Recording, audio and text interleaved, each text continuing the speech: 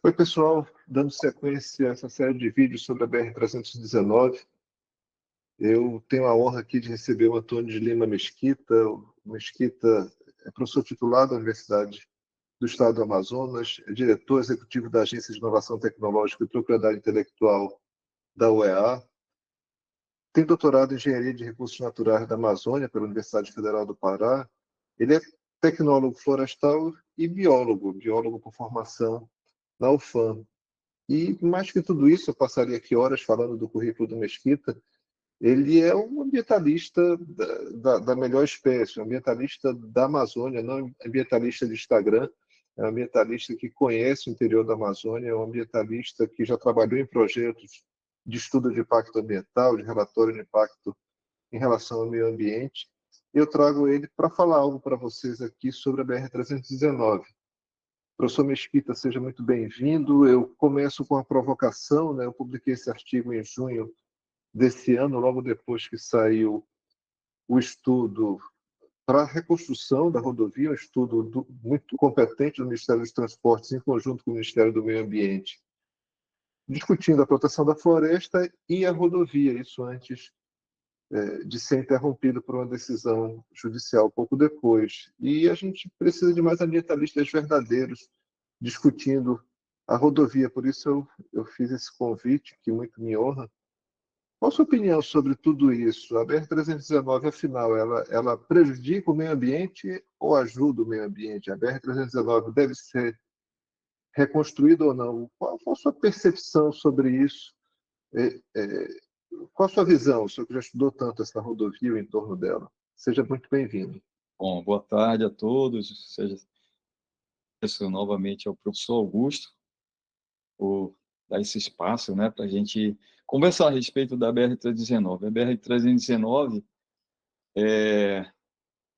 lá no início dos anos 2005, isso, nós iniciamos um estudo sobre a BR-319. Então, esse estudo foi elaborado com uma equipe técnica multidisciplinar e foi denominado de Plano de Controle Ambiental, o famoso PCA. E o que é o PCA? O PCA é um estudo que é um estudo muito parecido com o estudo de impacto ambiental, o EIA-RIMA, né? O Relatório de Impacto Ambiental, o Estudo de Impacto Ambiental. Só que o Plano de Controle Ambiental, você elabora a pedido do órgão ambiental, no caso o IPAM, Instituto de Proteção Ambiental, porque a área já tinha sido desmatada. É uma área que já houve um desmatamento em 1968 a 72, uma coisa assim. A obra ela foi inaugurada, a BR-319 foi inaugurada em 1975, 74, 76, que não me falha a memória. E aí se deu o início da BR-319. E nós elaboramos esse estudo a pedido do órgão ambiental, só que quando você elabora um estudo, o órgão ambiental prepara um documento básico que você deve seguir todas as normativas desse estudo.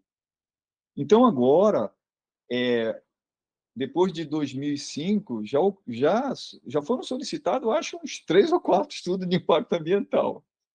Cada empresa que elabora um estudo de impacto ambiental, cada grupo de especialistas que elabora um estudo de impacto ambiental, esse estudo cai nas mãos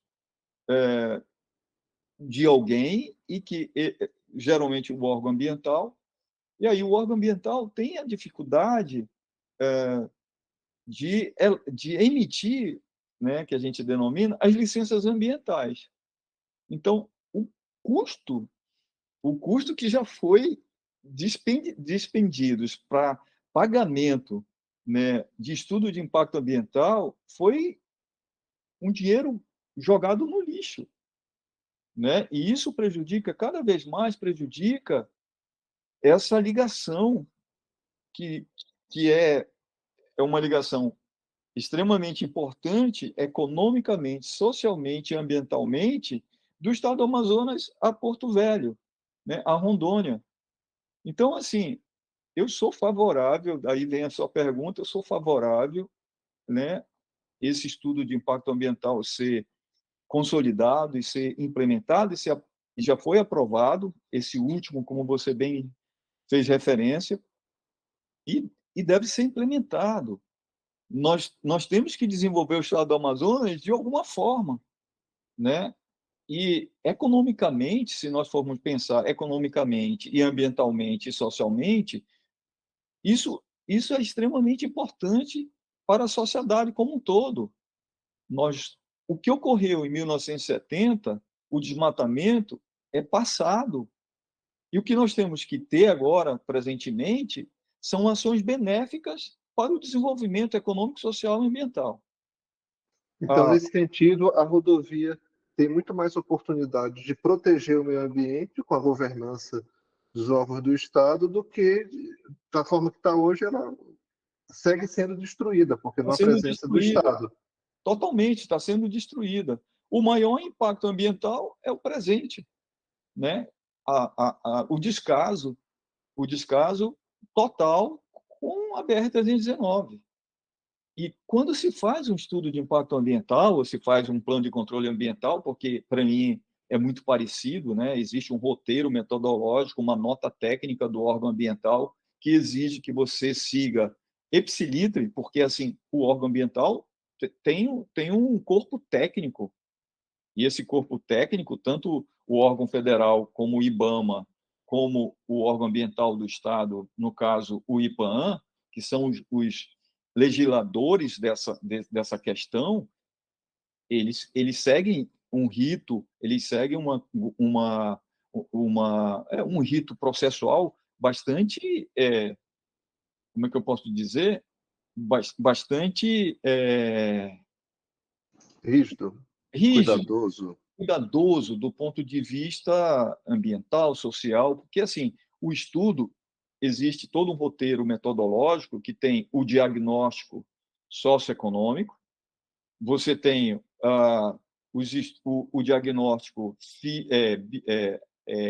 abiótico e biótico, né? E que você tem que, no final, você tem que propor medidas mitigadoras e compensatórias, né? E que tudo isso deve, no final de todo esse estudo, você deve fazer uma mensuração do que está, qual é a área que vai sofrer maior impacto ou não, e você tem uma, uma avaliação de todos esses impactos ambientais, tanto social como econômico, como ambiental, e você tem que fazer um estudo muito aprofundado para dizer, olha, é benéfico, é possível realmente a revitalização, a pavimentação da BR-319. Então, assim, eu não vejo mais sentido nenhum, né, se nós não tivermos uma aprovação agora de forma imediata para a pavimentação da nossa BR-319.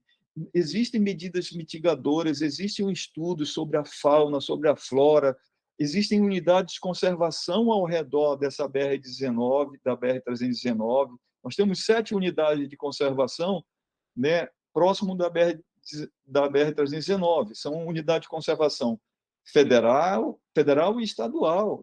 4 do Estado e 3 unidades de conservação federal. Então, o que nós temos agora que implementar é uma governança extremamente rígida, juntamente com o Estado e com o órgão federal, o IBAMA e o IPAAM.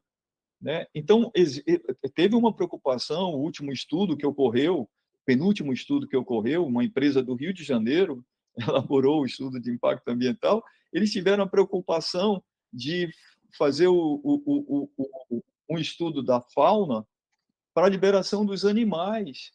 Os animais construíram rotas para a fuga desses animais, para não.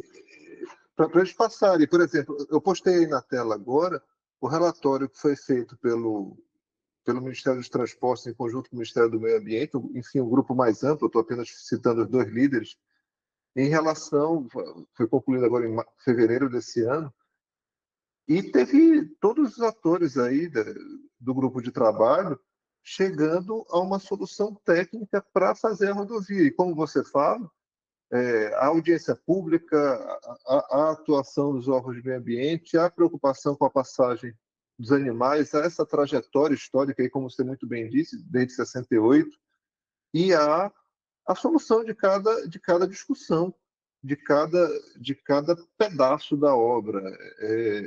A gente está no ambiente público, e para fechar a tua fala, como é que você percebe esse ambiente público? No fundo, é como se fosse um ecologista do Google, né? Não é um ecologista que está na Amazônia, não é alguém que se preocupa verdadeiramente com a Amazônia. Você, como um ambientalista histórico, alguém que defende o nosso meio ambiente, pesquisa isso com intensidade, é, é, faz sentido para você essa discussão, qualquer discussão que não seja definir, como você ia falando, essas reservas, fazer a reserva de desenvolvimento sustentável, fazer pesquisa e desenvolvimento, porque me parece que, que deixar como está é o pior que há para a floresta, ao contrário do que se advoga, né? Você concorda com isso?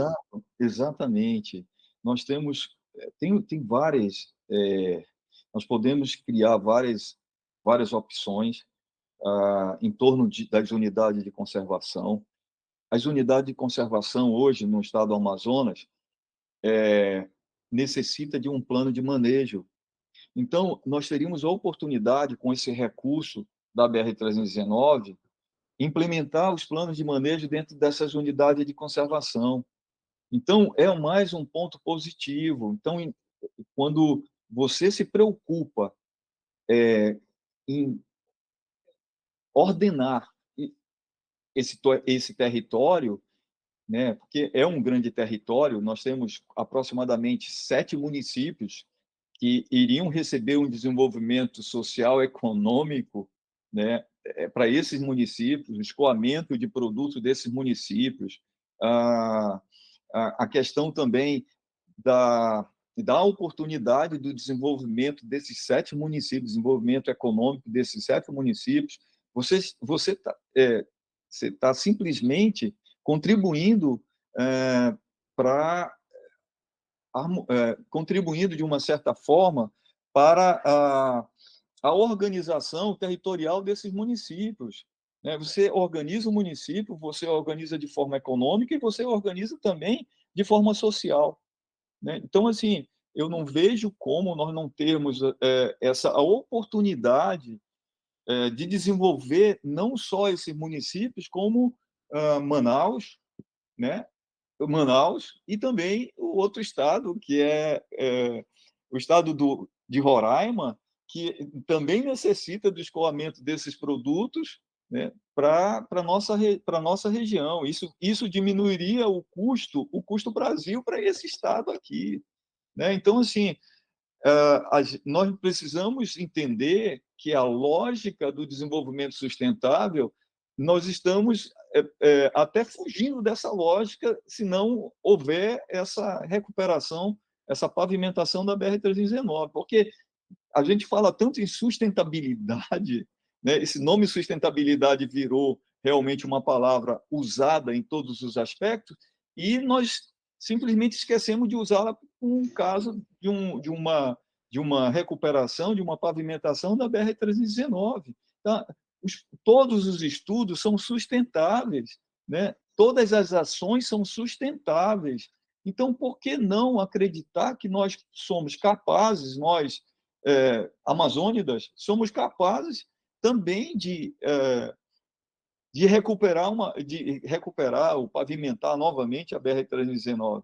Isso é uma grande oportunidade para nós, né? É uma oportunidade de desenvolvimento, desenvolvimento social, desenvolvimento econômico e desenvolvimento ambiental, né? Então, assim, nós estamos vivenciando, é incrível, mas a gente está falando de BR-319 há mais de 25 anos ou 30 anos, né? Com os estudos, se eu for contar quantos estudos já elaboramos para a BR-19, nós podemos montar um livro, nós podemos publicar. Alguns, vários livros, né? Para você fazer considerações finais, o professor José Alberto, no vídeo anterior, ele fala de litigância de má-fé. É como se estivesse atuando para litigar simplesmente, mas se toca fogo num monte de recurso de pesquisa e, de fato, não se faz nada e realoca o capital em outra região do país. Suas considerações finais aí com comentário a essa fala do professor José Alberto, você concorda com ele? Eu concordo plenamente, eu concordo plenamente. Estão tirando a nossa grande oportunidade de desenvolvimento, não só isso, se nós formos olhar, se nós formos fazer uma relação de todos os pesquisadores, de todos esses estudos que já participaram, né, com uma equipe multidisciplinar, são professores, são pesquisadores, são cientistas das 2 ou 3 ou mais universidades. Então, assim, nós temos pesquisadores dentro das nossas universidades que contribuíram com seu conhecimento na elaboração desses estudos ambientais, e esses pesquisadores não estão sendo respeitados. Também tem uma outra questão, né? Nós não estamos sendo respeitados porque nós vivenciamos a Amazônia, nós trabalhamos aqui, nós sabemos como vivemos, e eu quero dizer, também nós estivemos de carro presencialmente em toda a BR-319. Então, o que nós escrevemos, nós sabemos o que realmente é a real situação dessa BR-319, o que ela significa para nós ambientalmente, socialmente e economicamente. Eu não vejo outra saída de desenvolvimento para o nosso Estado se nós não tivermos a recuperação dessa BR-319. Os documentos falam por si. Nós já entregamos vários documentos. A parte técnica, ela está resolvida, professor Augusto. A parte técnica, a parte toda técnica, não existe nada fora do lugar. Nós já contribuímos com os estudos. O que falta é uma decisão política. É uma decisão política. Queremos ou não a BR-319, né? Então, assim, precisamos olhar essa BR como um polo de desenvolvimento para o estado do Amazonas e para outro estado, Porto Velho, Rondônia e Roraima. São 3 estados, né? Então, assim, temos que repensar esse conceito. Primeiro, a gente tem que repensar esse conceito, até mesmo o conceito de sustentabilidade. Então, o que é a sustentabilidade? Mudou, então, o conceito de sustentabilidade? Se a proposta é sustentável em todos os aspectos? Parece que o conceito é o estado abaixo do mínimo, é o estado inexistente, como se fosse terra de ninguém e como se fosse só uma lógica de destruição e de apropriação, e não uma lógica de ocupação de estado moderno e de desenvolvimento. Nós temos tecnologias apropriadas. Vamos lá, se nós formos falar. Temos tecnologias hoje apropriadas na área ambiental. Antigamente não se tinha, mas hoje se tem tecnologias apropriadas, né? Nós temos pesquisas que nós podemos gerar conhecimento, muito mais conhecimento, com esses estudos todos juntos, podemos gerar conhecimento. Podemos publicar artigos como dissertações de mestrado, tese de doutorados, TCC dos nossos alunos dentro das universidades, né? E fora outros conhecimentos que podem gerar desses estudos para a sociedade. A sociedade ela não está sendo ouvida, porque quando a gente passa, esses estudos são aprovados, né, em audiência pública, a sociedade participa do local. É uma outra questão. Nós estamos sendo cerceados, ignorados, né? Não só a questão técnica, mas também a participação da sociedade, porque ela é o meio de aprovação também de todos esses estudos através de audiências públicas. Quantas audiências públicas foram realizadas para aprovação desses estudos? Várias audiências públicas em várias partes, em várias cidades, né, que pertencem a essa rodovia. Então, assim, até a sociedade ela não está sendo ouvida, né? Então, é uma situação preocupante do ponto de vista realmente. Vamos citar um nome, então, para essa situação que o professor Zé Alberto falou, né? como ele falou o quê? Que nós estamos... É uma litigância de má-fé. Quem está entrando na justiça para interromper o processo está litigando e falta um pouco de boa-fé nessa litigância, porque os argumentos são os mesmos, eles já foram endereçados, é exaustivo, deve ter um esforço jurídico diferente para lidar com esse assunto, porque o que tinha que ser feito já foi feito, falta só ser Não feito. entendo. Eu não entendo o porquê da não aprovação ou da não liberação. A aprovação já foi aprovada, da não liberação dessa pavimentação, que é uma pavimentação, não é uma rodovia nova. Vamos colocar aqui, né? Não foi, não foi liberado um estudo que liga o Acre ao Pacífico? Foi liberado. Ali era floresta primária, floresta virgem, sabe? Agora nós temos uma oportunidade, né? Os órgãos ambientais trabalharam exaustivamente na aprovação desses estudos, porque se a gente for verificar, o IPAM já aprovou esse estudo, porque lá em 2005, quando nós elaboramos o plano de controle ambiental, o IPAM aprovou o plano de controle ambiental.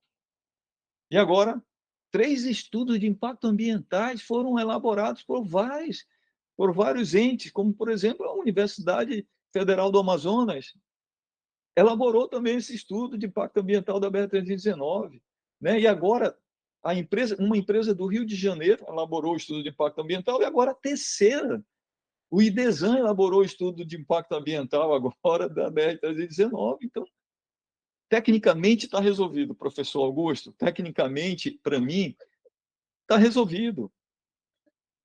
Perfeito. Muitíssimo obrigado pelo depoimento.